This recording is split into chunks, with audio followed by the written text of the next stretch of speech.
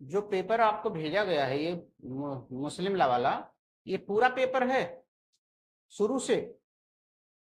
जरा खोलिए, उसी से तो बताया जाएगा ना, उसमें निर्देश होगा। पहले पेज से देखिए,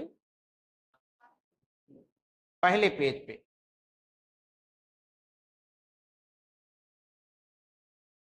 जैसे आपने पेपर खोला, ये पेपर आपके पास आ गया। अब इस पेपर में आप देखिए किन किन बातों को आप ध्यान रखेंगे। जैसे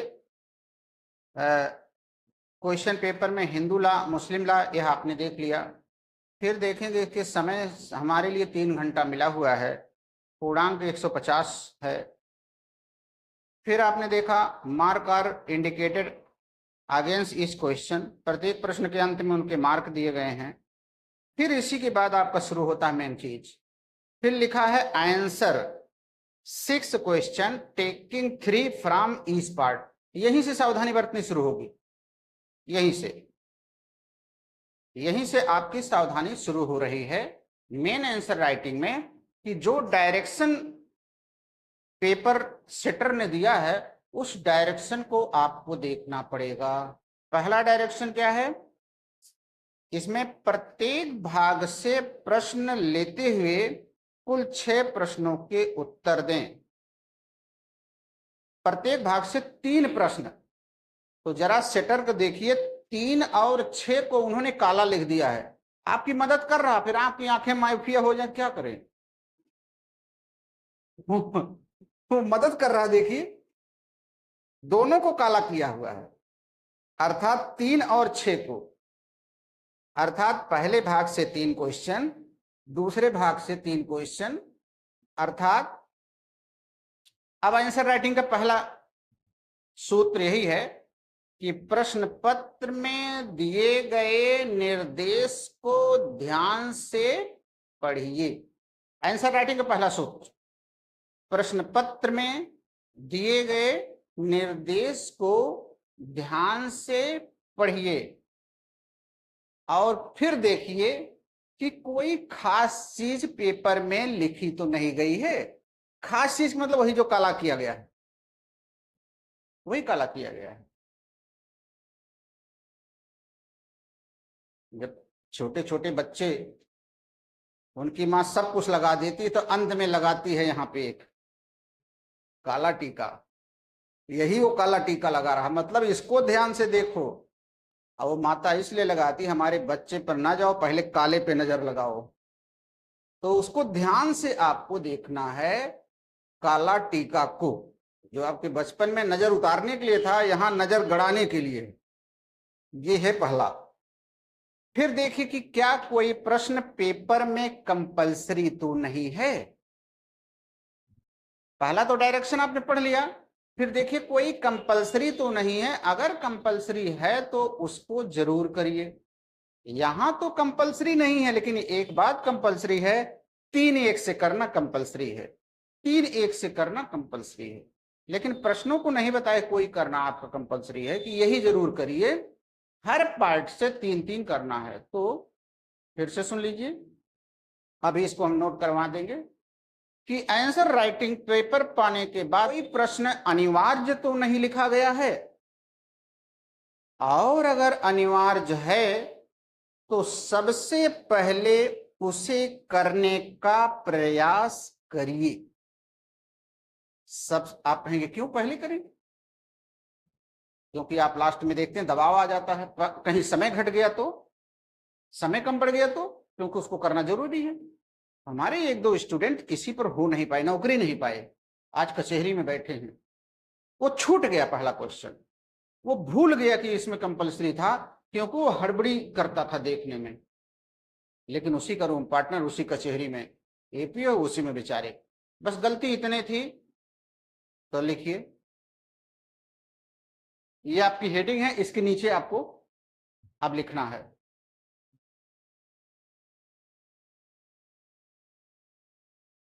मुख्य परीक्षा। मुख्य परीक्षा में उत्तर लिखने के पहले, मुख्य परीक्षा में उत्तर लिखने के पहले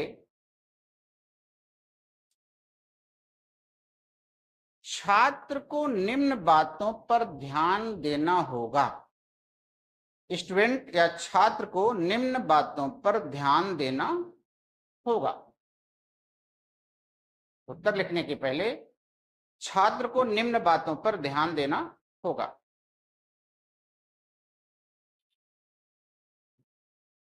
पहली बात यानी पहला, प्रश्न पत्र में निर्देश को ध्यान से पढ़िए। प्रश्न पत्र में निर्देश या डायरेक्शन को ध्यान से पढ़िए। प्रश्न पत्र में निर्देश या डायरेक्शन को ध्यान से पढ़िए।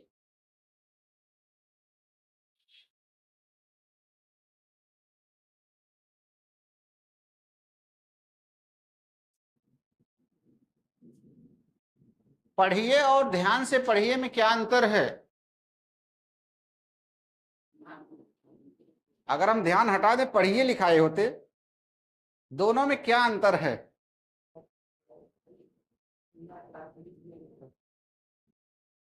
ध्यान से ना पढ़ने के कारण हमारे साथ धोखा हो गया। दिल्ली रेलवे स्टेशन पे अपने परिवार के साथ आए, रिजर्वेशन दूसरे दिन का था और ट्रेन उस दिन हम पकड़ने चले आए। हमारे साथ, अपने साथ हम थे, हमारी मिसेस थी और हमारे साधु साहब थे। तीनों लोग थे। तीनों लोग किसी को देखने दिल्ली में गए थे। तीनों लोग एक साथ स्टेशन पे आए। तो नाथ बांध का टिकट तो ठीक था, हम लोगों का टिकट एक दिन बाद का था। यही है ध्यान से पढ़िए। एक उदाहरण आपको बताया, यही है ध्यान से पढ़िए।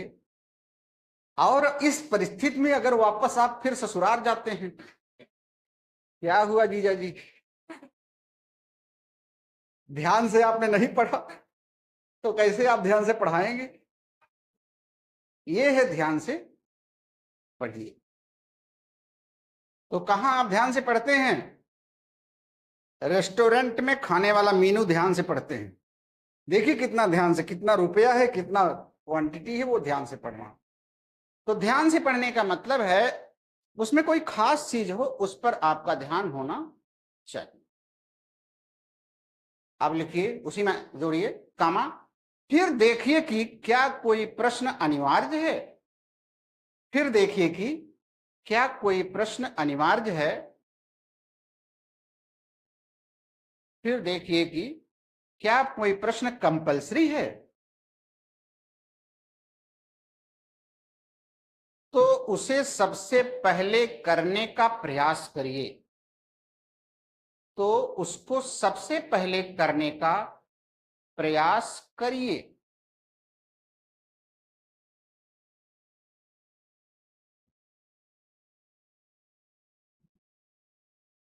तो उसको सबसे पहले करने का प्रयास करिए।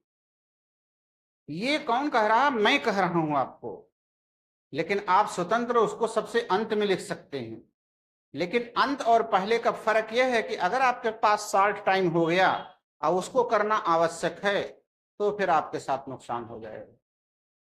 क्योंकि आवश्यक मतलब उसको आपको पहले करना पड़ेगा। ये ध्यान दीजिए, कंपलसरी यही मतलब है। आप कभी भात भोज जब कहीं होता है तो देखिए, जैसे ही टाट पट्टी बिछाई जाती है, सारे बच्चे आके धड़ाम से बैठ जाते हैं। जहां पर देखिए सारे बच्चे आ गए तो तमाम लोग खड़े होकर देखते रहे, क्या करें बेचारे। तो बेटर है सबसे पहले बच्चों को ही बोल दे, जितने बच्चे हैं सब आके खा लीजिए, वो कंपलसरी में है, उनको खिला दीजिए आप। तो पहला क्वेश्चन आपके समझ में आ गया। Duty of the student to attention the question carefully. एकदम केयरफुल तरीके से आपको देखना पड़ेगा। जैसे डॉक्टर आपकी आंखों में डाल करके आंख देखता है, जैसे कहीं कान देखता, कितना ध्यानपूर्वक, वैसे ही क्वेश्चन को देखना पड़ेगा, भूलना नहीं है। दूसरा रूल आइए। अब दूसरा रूल देखिए,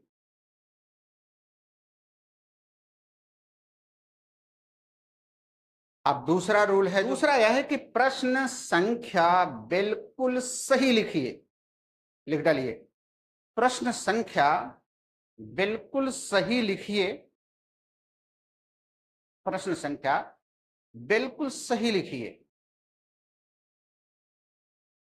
आप अपनी कॉपी पे जो क्वेश्चन का, जो वहां क्वेश्चन वही यहां लिखिए आप ला करके, नहीं तो इसका क्वेश्चन का आंसर उसमें चला जाएगा, अन्यथा आपकी सारी मेहनत बेकार हो जाएगी, अन्यथा आप लिखना हमारी सारी मेहनत बेकार हो जाएगी,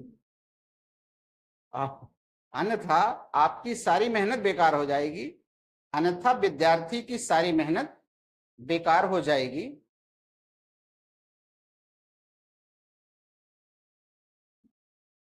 लेकिन यदि कॉपी में प्रश्न संख्या पहले से पड़ी है तो यह समस्या नहीं होगी। यदि कॉपी में प्रश्न संख्या पहले से पड़ी हुई है, जैसे यूपी कमीशन में होता है, तो यह समस्या नहीं आएगी।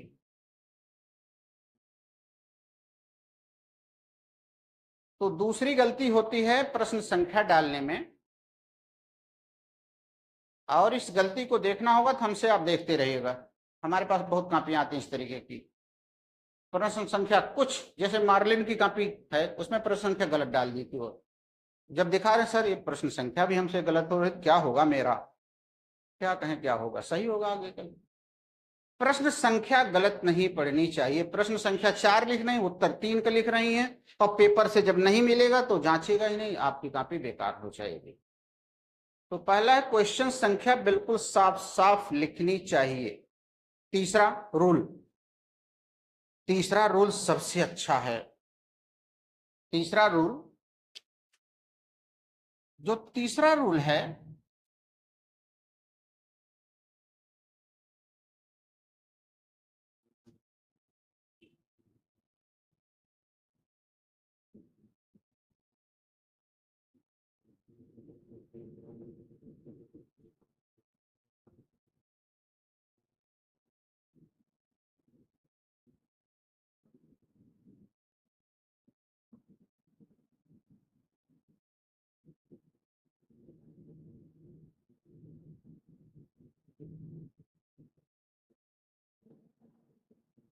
एक तो ये नियम है, यदि सभी प्रश्नों के उत्तर आपके आ रहे हो, 10 क्वेश्चन है, 10 के उत्तर आ रहे हो, तो उसमें से 5 करना है। जैसे ये वाला है, जैसे ये है, इसमें है कितने क्वेश्चन, 9 है क्या, 10 है, 6 करना है। आपके 10 आ रहे हैं, 10 आ रहे हैं, ऐसी दशा में चुनाव करना स्टूडेंट की बात है, ये ध्यान दीजिए। जैसे इलाहाबाद की धरती पर जब आप ट्रेन से उतरते हैं, उतरने के बाद स्टेशन से आप चलते हैं, तो आपको चुनाव करना है किस कोचिंग में पढ़ें। तो जजमेंट आपको जो करना होता है यही है कि जबकि सारी क्वेश्चन आपको आ रहे हैं, ऐसी दशा में कौन सा प्रश्न पहले करें। एक तो ये है, एक यह है, जैसे ये क्वेश्चन है और ये प्रश्न है, अथवा फिर ये प्रश्न है, दोनों में से एक करना। दोनों आपको आ रहे हैं, दोनों आपको बेहतर तरीके से आ रहे हैं, लेकिन करना एक है। ऐसी दशा में कौन सा करें।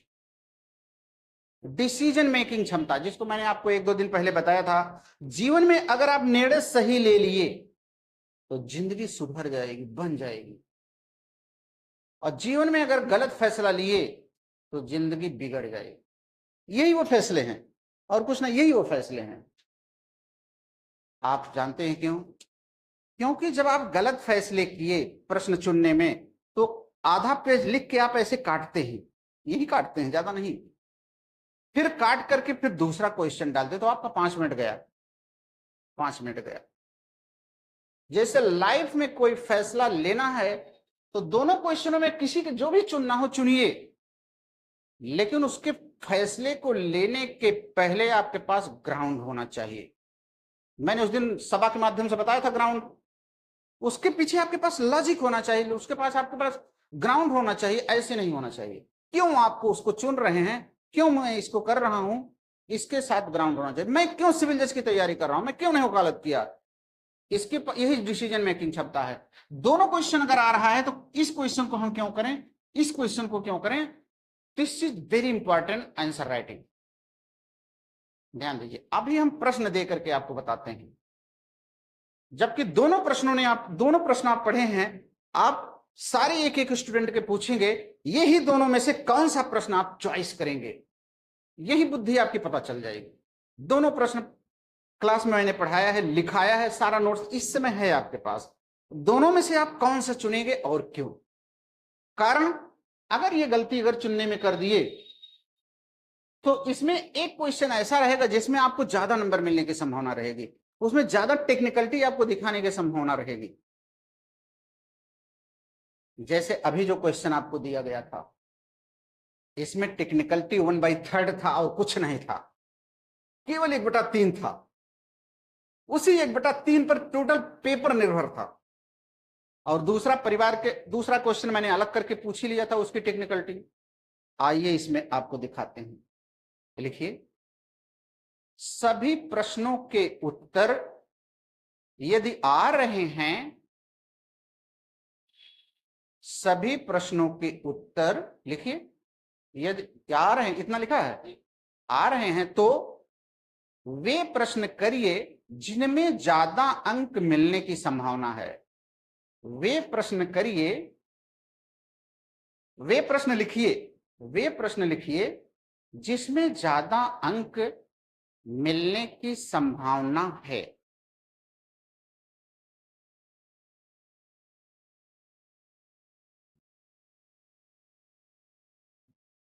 जिसमें ज्यादा अंक मिलने की संभावना है। पैरा चेंज करके लिखिए इसी में, जैसे प्रश्न में कुछ विशेष पूछा है, जैसे प्रश्न में कुछ विशेष पूछा गया है, जिसको लिखकर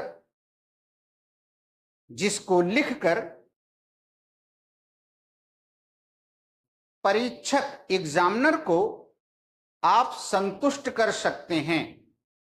जिसको लिखकर आप एग्जामिनर को संतुष्ट कर सकते हैं,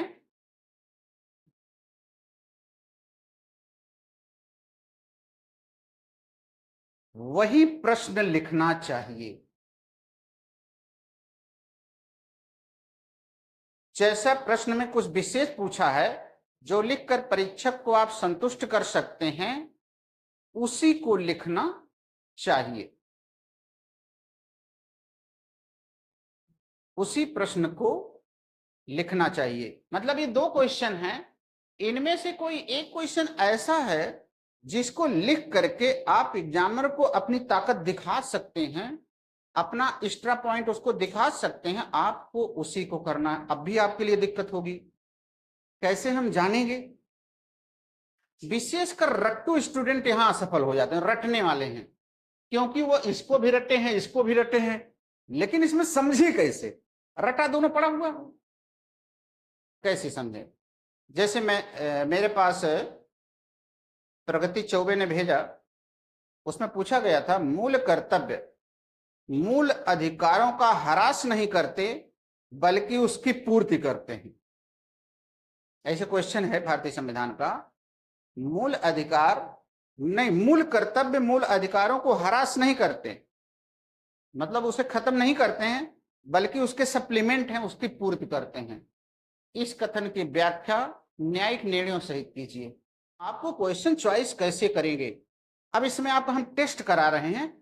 हम यहां पर एक क्वेश्चन रख रहे हैं, यहां पर एक क्वेश्चन रख रहे हैं, और संयोग से जो क्लास आपकी मॉर्निंग हुई है वही क्लास है, मतलब मुस्लिम लॉ का क्वेश्चन दे रहे हैं। अब आपको पकड़ना हम कौन करेंगे। लिखिए, उदाहरण एग्जाम्पल,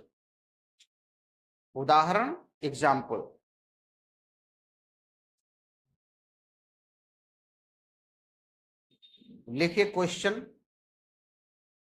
प्रश्न लिखिए, मुस्लिम विधवा महिला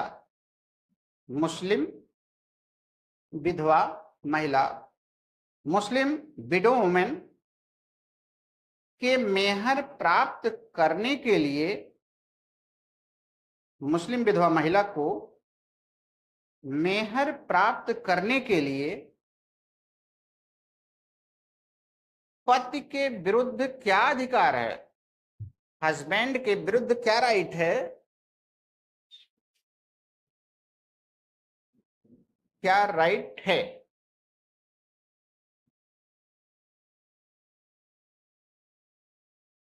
समझाइए। बीच में या लगाइए, दूसरा क्वेश्चन लीजिए। ये क्वेश्चन तो आ गया। अब दूसरा, हिबा बिल एवज, हिबा बिल एवज, हिबा बिल एवज तथा हिबा बिल शर्तुल एवज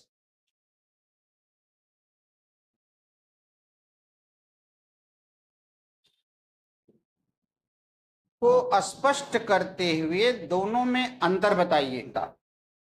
यहां पे डिसीजन मेकिंग क्षमता आप जान लीजिए कि कुछ बच्चे पहले पे लगाए, कुछ बच्चे दूसरे पे लगाए। निश्चित है कुछ दिमाग में होगा जो इस तरीके से टिक लगाए होंगे। जितने भी होंगे, एविडेंस वाला वह शब्द अटकल पच्चू नहीं लगाए होंगे, क्योंकि आपको डर है कभी मैं पूछूंगा, इसलिए उसके लिए पहले से आपको तैयार होगा। और अगर ये बोलते हैं मैं ऐसे लगा दिया, तब तो हम बाहर कर देंगे अभी तुरंत क्लास से। अगर आप बोल रहे हम तो ऐसे लगा दिए, तो बाहर जाने के लिए आप तैयार रहिए। इसलिए मैंने मुस्लिम इलाका ढूंढा है। निबंधात्मक रहेगा और इसमें केस भी आकर्षित करके नंबर हमारी बढ़ा देगी। तो एक बात है, इसको चुनने का कारण क्या है, क्या कारण है कि जी इसमें क्या, इसमें डायरेक्ट मेहर का 4-5 पॉइंट है, फिर केस है। कुल मिला के पेज, एक पेज से अंदर ही सब पूछ जाएगा।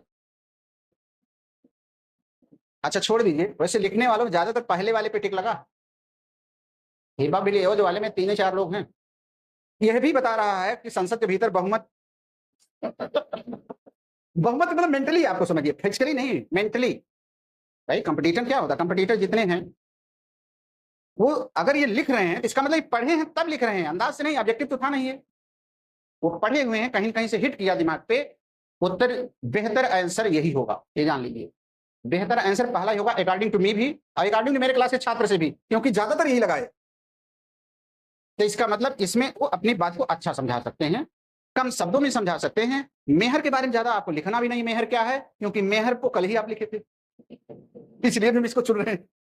मेहर में आप अब्दुल कादिर सलीमा से बात नहीं समझा सकते, एक शब्द से 2 केस बढ़ जाएगी। अब्दुल कादिर सलीमा। कुल मिला के बेहतर उत्तर मेरे हिसाब से यह है, आप दूसरा भी लिख सकते हैं, ये तो स्टूडेंट की अपनी अपनी पसंद। अगर हम कोई दूसरा भी प्रश्न देंगे, आप इसी तरीके से चॉइस करेंगे, क्योंकि बच्चों के बहुमत से देखा जाता है। अगर ज्यादातर बच्चे उसकी तरफ गए हैं, इसका मतलब वही ही होगा, क्योंकि बच्चों के ओपिनियन से ही ली जाएगी ना। और बच्चे उधर जाने का मतलब यही है कि दैट इज निबंधात्मक, दूसरा निबंधात्मक है और दैट इज पॉइंट वाइज है। तो लिखिए पैरा चेंज करके, उपरोक्त दशा में, उपरोक्त दशा में, दोनों की बात लिखना है। उपरोक्त दशा में पहले प्रश्न का उत्तर लिखना ठीक रहेगा। पहले माने मेहर, पहले प्रश्न का उत्तर अर्थात मेहर लिख लेना, अर्थात मेहर लिखना ठीक रहेगा।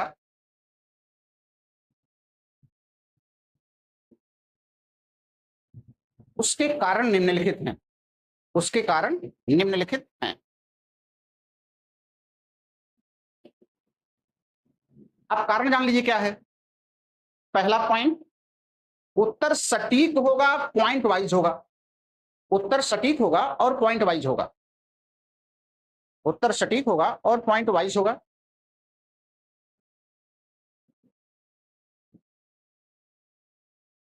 दूसरा, अब्दुल कादिर बनाम सलीमा से मेहर बता देंगे,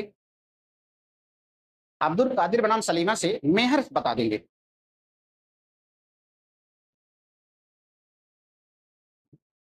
और अगला, मैना बीबी बनाम चौधरी वकील अहमद से, मैना बीबी बनाम चौधरी वकील अहमद से विधवा पत्नी का अधिकार बता देंगे, विधवा पत्नी के अधिकार बता देंगे, विधवा पत्नी के अधिकार बता देंगे। इस उत्तर से परीक्षक को ज्यादा संतुष्ट किया जा सकता है, इस उत्तर से परीक्षक को ज्यादा संतुष्ट किया जा सकता है।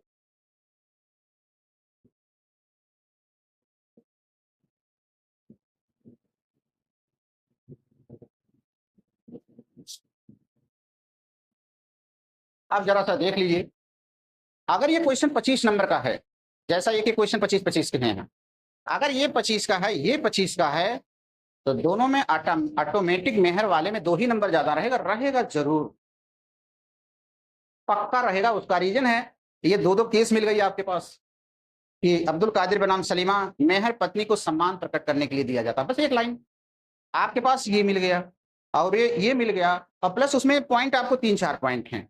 ऋण की तरह मेहर वसूलने का अधिकार, धारणाधिकार इत्यादि, ऐसे करके 2-4 पॉइंट है।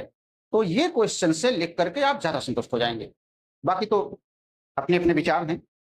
अब आता है अगला पॉइंट मेन लिखने का, मुख्य परीक्षा लिखने का अगला पॉइंट। वो पॉइंट चल रहा होगा ना, चौथा पॉइंट होगा। हाँ, रूल नंबर 4। अगर देखिए, प्रश्न को ध्यानपूर्वक कम से कम 2 बार पढ़िए, प्रश्न को ध्यानपूर्वक कम से कम 2 बार पढ़िए, प्रश्न को ध्यानपूर्वक कम से कम 2 बार पढ़िए।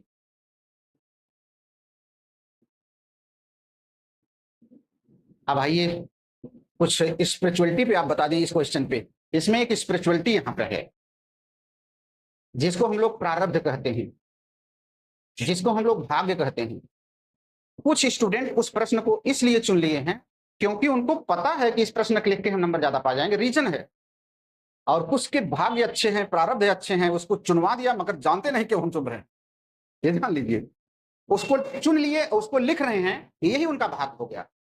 आप समझिए यही भाग्य हो गया। एक जान रहा है कि इसमें हम मैना बेबी की केस लिख जाएंगे, हम कादिर लिख ले जाएंगे, इसमें 2-3 पॉइंट लिख ले जाएंगे, इसलिए मैं ये करूं। और एक चॉइस तो कर लिया है जरूर, लेकिन जानता नहीं मैं क्यों किया हूं, और लिख भी रहा है। 2 प्रकार के विद्यार्थी हैं। दूसरे तो आप कह लेंगे भाग्य, और पहले वाले कह देंगे कर्म। इस तरीके से भाग्य और कर्म दोनों जुड़ेंगे, और वो भी पा रहा है, यह भी पा रहा है, दोनों को मिल रहा है, वरदान दोनों को मिल रहा है। तो रूल ऑफ कर्म, रूल ऑफ प्रारब्ध या भाग्य, जो आपके पुण्य कहते हैं, ईश्वर माता पिता सबकी कृपा थी, इसलिए आपकी उंगली वहीं जाके गिरेगी। तो दोनों प्रकार के स्टूडेंट यही करते हैं। एक रीजन बता ले जा रहा है क्यों इसको, एक नहीं बता पा रहा, फिर भी वो सही इलेक्शन सही किया है, चॉइस सही किया है, तो मिलेगा ही। अगर आपकी चॉइस सही है तो मिलेगा, जरूर मिलेगा, अच्छा नंबर तो मिलेगा ही। क्यों? 4 कापियां सबकी अच्छी सी, उसी में आप भी, उसी की आप भी पार हो गए। उनके चौधरी वकील अहमद से आप भी पार हो गए, पीछे आपकी भी कापी लगी है। हाँ हाँ, ये भी चलिए, ये भी लिखा होगा। इसी तरीके से ऊपर वाला जब कृपा करता है तो धरती पे हर चीज आपको दिलवा देता है। अच्छे लोगों के बीच में होकर के आप पार हो जाते हैं, और दिन खराब रहते हैं तो फिर कहने नहीं है, फिर मुसीबत पे मुसीबत। कितनी बार पढ़ने के लिए करें? कम से कम 2 बार, कम से कम 2 बार आपको पेपर पढ़ना है। आगे फिर जो उसमें पूछा गया है उसके अनुसार उत्तर लिखिए, फिर जो उसमें पूछा गया है उसके अनुसार उत्तर लिखिए, उसके अनुसार उत्तर लिखिए।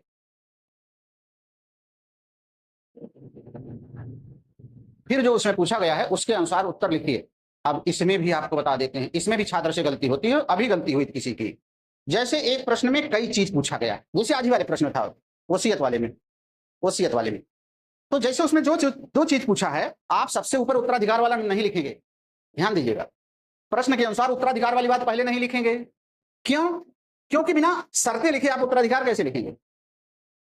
तो एक प्रश्न में अगर कई चीजें पूछी गई हैं तो पहले शुरू वाली बात लिखिएगा, फिर उसके बाद जो पूछा है वो लिखिएगा, अवंत में जो पूछा वो लिखिएगा। फॉर एग्जाम्पल नैसर्गिक पिता वाला में आपने लिखा नैसर्गिक पिता की परिभाषा, फिर शक्तियां, फिर अधिकार, अब आप सबसे ऊपर अधिकार लिख रहे हैं। ऐसे भी स्टूडेंट लिखते हैं, तो उसका परिणाम क्या होता है? अधिकार अगर चेक कर लिया वो, तो समता बाकी ये लिखा ही नहीं, आगे ध्यान ही नहीं देता, वही नंबर पर पढ़ लेता है। मान लीजिए पहले पेड़ पे अधिकार आ गया तो ऊपर वाला जांचेगा नहीं, वही नंबर देके आगे बढ़ जाता, ये गलती हो जाती है। तो प्रश्न के उत्तर की शुरुआत जो आप करेंगे अकॉर्डिंग टू क्वेश्चन पेपर के पार्ट के करेंगे। पहले वो क्या पूछ रहा है, पहले उन्होंने वसीयत की शर्तें पूछा तो पहले शर्त लिखिए। अब आप भूल गए दाहिने नकल के उत्तराधिकार, पहले आप नोट कर रहे हैं, शर्तें याद है नहीं, मतलब नकल कर रहे हैं उत्तराधिकार। तो पहले जो पूछा जाए पहले वैसे लिखिए, फिर इनका लिखिए, और फिर कोई कंक्लूजन हो तो कंक्लूजन लिखिए। तो लिखिए क्या लिखा है अभी? हाँ, अंत में यदि आवश्यकता है तो निष्कर्ष लिखिए, यदि आवश्यकता है तो निष्कर्ष लिखिए।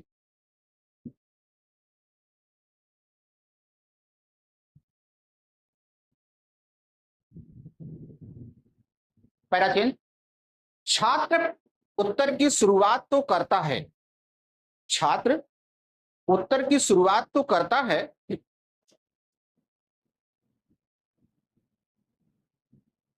लेकिन बाद में यह भूल जाता है, बाद में यह भूल जाता है कि प्रश्न में क्या पूछा गया है, कि प्रश्न में क्या पूछा गया है, और फिर वह अपना नोट्स लिखना चालू कर देता है, और फिर वह अपना नोट्स लिखना चालू कर देता है।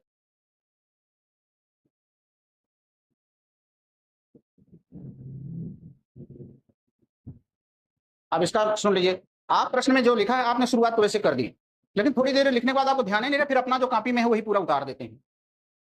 लेकिन अभी हम 3 दिन से लगातार जो मुस्लिम लॉ पढ़ा रहे हैं, आपको ध्यान होगा बार बार प्रश्न को दिखवा रहे हैं, देखो देखो देखो क्या पूछा है, क्या पूछा है, वही चीज केवल लिखना है आप, तब आपको बेहतर नंबर कम मेहनत में मिलेगा, ये जान लीजिए। नहीं तो ज्यादा मेहनत में कम नंबर मिलेगा।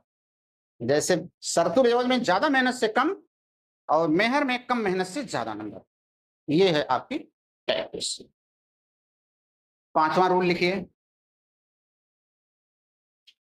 5वां लिखिए, जब भी कोई भी धारा लिखिए, जब भी कोई भी धारा लिखिए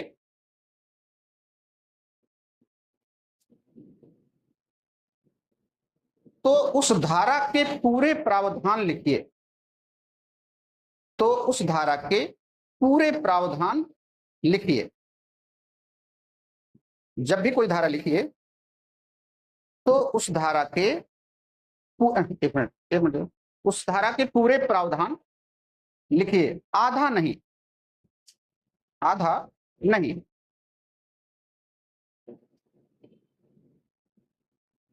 विद्यार्थी जब प्रश्न ध्यान से नहीं पढ़ता है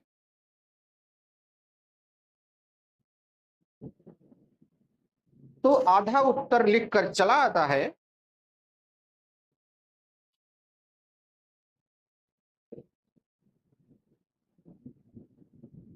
जबकि पूरा उत्तर उसे पता रहता है, जबकि पूरा उत्तर उसे पता रहता है।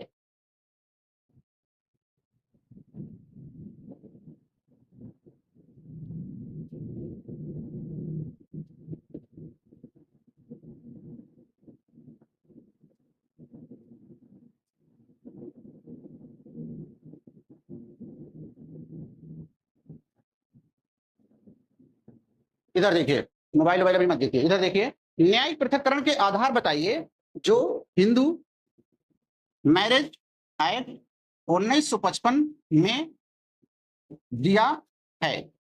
ये प्रश्न है, इसमें लिखेंगे क्या?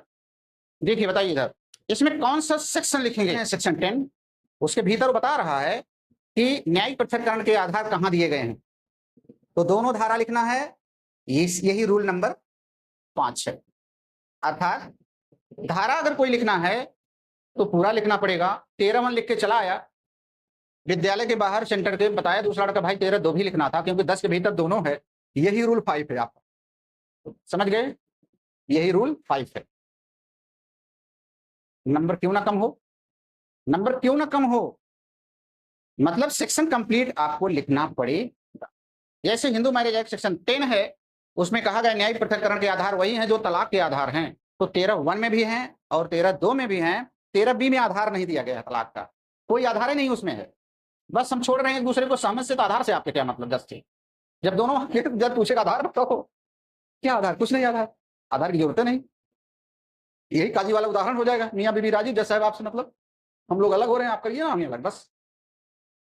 तो रूल नंबर 5 वेरी इंपॉर्टेंट, किसी भी सेक्शन की कंप्लीट भाग लिखो, आप नहीं लिखते हो, नहीं लिखते हो।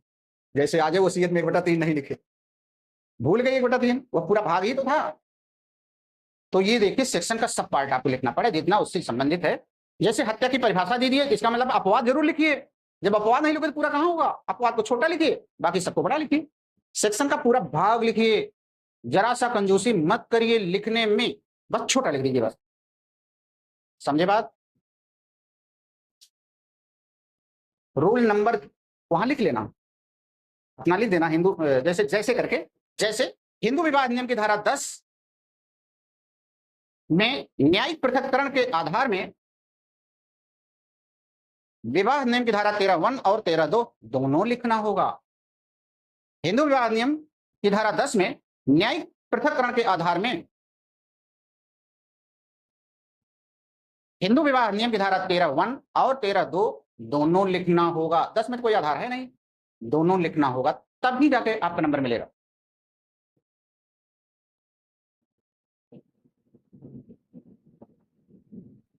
अब रूल नंबर 6 रश्मि विशेषकर तुम्हारे लिए है, रूल नंबर 6।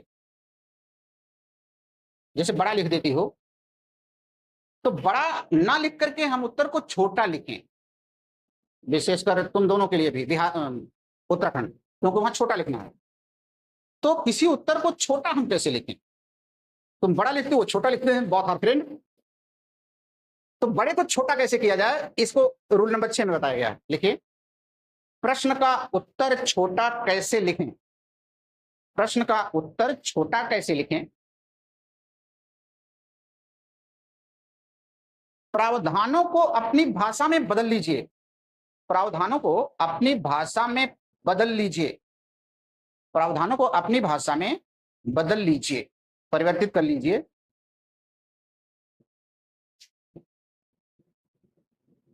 प्रावधानों को अपनी भाषा में बदल लीजिए। हूबहू बेयर एक्ट ना लिखिए, हूबहू मतलब एकदम एज इट इज, हूबहू बेयर एक्ट मत लिखिए। और यह संभव नहीं है, और यह संभव भी नहीं है, हूबहू बेयर एक्ट मत लिखिए, और यह संभव नहीं है। जैसे अब आप बेयर एक्ट के एक्सपर्ट हैं, तो आइए, जैसे आ गया पेपर में पूछा है, लिखिए निर्वाचन क्या है, व्हाट इज इलेक्शन, आगे लिख देना टीपीए। निर्वाचन क्या है, आगे लिखना टीपीए। अब इसको लिखियो बेयर एक्ट ना, कहां से लिखोगे, इतना बड़ा है बेयर एक्ट में निर्वाचन। तो निर्वाचन को अपने में चेंज कर लीजिए, और वो आपके नोट्स में मैंने लिखा दिया है। 2 अधिकारों में किसी एक अधिकार को अगर चुनना है और दोनों का चुनने का, दोनों को आपको अपने पास रखने का अधिकार नहीं है, तो फिर इसी को इलेक्शन कहते हैं, लिखा गया आपके नोट्स में। जो बड़ा इतना बड़ा है, लेकिन आपको 2 लाइन में आपको बताना है व्हाट इज इलेक्शन। जैसे राजस्थान में कह दिया इलेक्शन को 50 शब्दों में बताइए, तो आप 50 शब्दों में आराम से बता सकते हैं। अब अगला एक दूसरा उदाहरण और, व्हाट इज अबेटमेंट, दुष्प्रेरण क्या है, व्हाट इज अबेटमेंट, दुष्प्रेरण क्या है। अब इसको आंसर राइटिंग अगर आपको लिखना होगा तो आप कहां से लिखेंगे, आपके पास आईपीसी में लिखा ही नहीं है, वहां तो दुष्प्रेरण के प्रकार बताया है। अब लिखो बेयर एक्ट, बेयर एक्ट के बाबा बनो, नहीं लिख पाओगे। अब इसको अपने भाषा में बदलो। जब कोई व्यक्ति किसी आपराधिक कार्य को स्वयं अपने हाथों से ना करके किसी अन्य के माध्यम से करवाता है, और वह माध्यम ए बी सी बाई उकसाने, बाई षड्यंत्र, बाई सहायता से होता है, तो इसे दुष्प्रेरण कहते हैं। क्वेश्चन छोटा होगा, कहीं कोई दिक्कत नहीं आएगी। तीसरा, उसी में तीसरा बना लीजिए, प्राइवेट प्रतिरक्षा, ROPD, right of private defence. Private प्रतिरक्षा क्या है, what is ROPD, right of private defence. अब इसमें नो बेयर एक्ट, कोई बेयर एक्ट नहीं काम करेगा। और अगला, प्रकोपन क्या है, व्हाट इज प्रकोपन। पूछा है व्हाट इज प्रकोपन, तो क्या आप लिख सकते हैं धारा 300 के पहले अपवाद के अनुसार, नहीं लिख पाओगे। तो इन सब चीजों को आप अपने में कन्वर्ट करके, अपनी भाषा में चेंज करके, और फिर आपको लिखना पड़ेगा। हूबहू बेयर एक्ट से नहीं लिख पाओगे, और लिखने का प्रयास करोगे तो चूर चूर हो जाओगे। नहीं लिख पाओगे। प्रकोपन किसे कहते हैं, लिखो ना, बेरेखते देख करके पूरा दिन पढ़ोगे नहीं समझ में आएगा। तो आपको अपनी भाषा में बदलना होगा। तो there are 6 rule, there are 6 rule for the best answer writing, there are 6 rule for the awareness regarding to your question paper. आपका जो क्वेश्चन पेपर है उसके संबंध में आपको इस तरीके से सावधान रहना पड़ेगा। और बाकी वर्कशॉप तो हम प्रतिदिन आपको लिखा लिखा के कर रहे हैं, उससे होगा। तो आंसर राइटिंग की क्लास ये आपकी बढ़िया तरीके से हमने दिया। आप इससे कितना लाभान्वित होते हैं ये तो इस पर निर्भर करता है आप कितना